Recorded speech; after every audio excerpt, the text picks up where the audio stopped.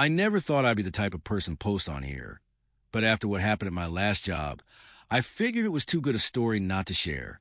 It's a mixture of frustration, pettiness, and the sweetest bit of malicious compliance I've ever pulled off in my life. So let me set the stage. I used to work for a mid-sized company that handled logistics for several manufacturing businesses. My role was pretty straightforward. I was a scheduling coordinator. That basically meant I was the one organizing shipments, making sure orders lined up with drivers, keeping track of deadlines, and communicating updates to clients. Not glamorous, but it was a solid paycheck, and I was good at it. The department had about a dozen people, and for the most part, we all worked our 9 to 5 shifts without too much drama. Things ran smoothly until we got a new department manager named Karen. And yes, her name was actually Karen. Now, Karen came in like a wrecking ball. She had this whole, I'm here to whip you into shape attitude, even though the department was already performing above company targets. Her thing was productivity at all costs. She'd literally stand behind people's desks and say things like, don't check your phone during office hours. Or, if you got time to chat, you've got time to update another spreadsheet. It was demoralizing. But the real problem started when she rolled out her policy about overtime. Karen decided that because we occasionally had deadlines that required staying late, we should all be team players and just work the extra hours whenever needed without logging overtime pay. She framed it like it was part of showing loyalty to the company. She even went so far as to say, if you want to move up in this company, you'll have to prove you're not just here to collect a paycheck. At first, a lot of us tried to push back politely. People pointed out that overtime had always been compensated in the past. Karen brushed it off with, well, things are changing. We're tightening budgets, and this is the way forward. I don't know if she thought she was saving the company money or she just wanted to flex her authority, but it was clear she wasn't going to budge. Now, I should explain, I'm not the kind of person who goes looking for conflict, but I am the kind of person who knows my rights and keeps receipts. I'd worked enough jobs to know wage theft when I saw it, and that's exactly what this was. So I decided I wasn't going to play along. The first time Karen asked me to stay late, I said, sure thing. I'll just submit the overtime approval form to HR. She immediately snapped back. Oh, no, we're not doing those anymore.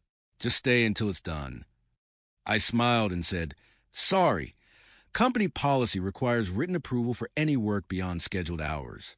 I wouldn't want to break the rules. She glared at me but didn't push it further. That night, I packed up at 5 o'clock sharp and went home. The next morning, Karen called me into her office.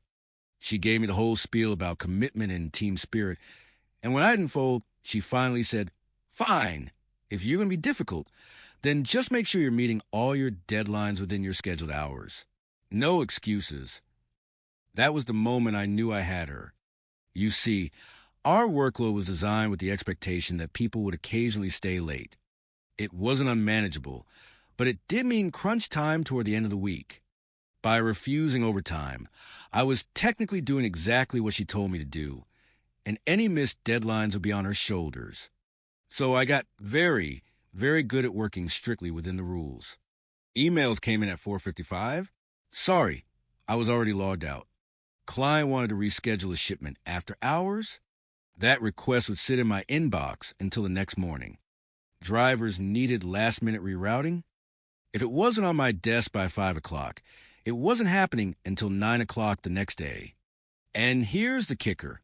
I documented everything. Every time Karen told me not to file for overtime, I wrote it down. Every deadline that got missed because I wasn't allowed to stay late, I logged it with timestamps. Every angry client email that came in overnight, I saved. Within a month, the cracks started to show. Karen's new system was creating chaos.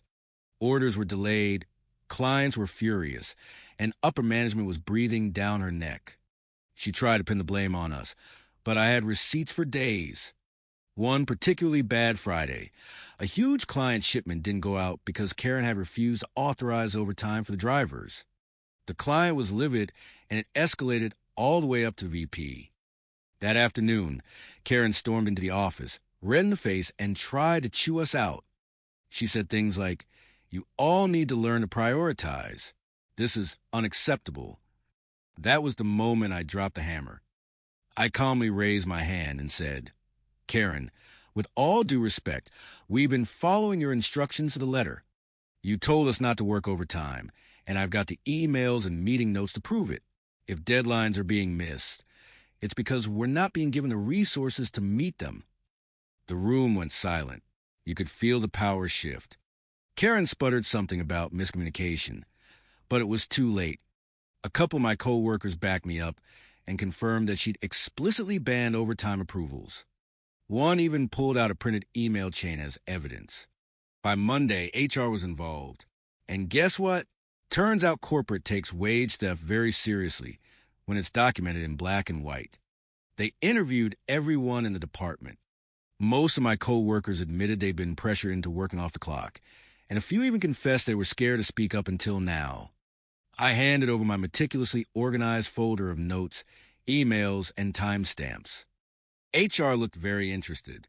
Within 2 weeks, Karen was reassigned, which is corporate speak for fired without saying fired. The official line was that she wasn't a good fit for the department, but everyone knew the truth. And here's the best part.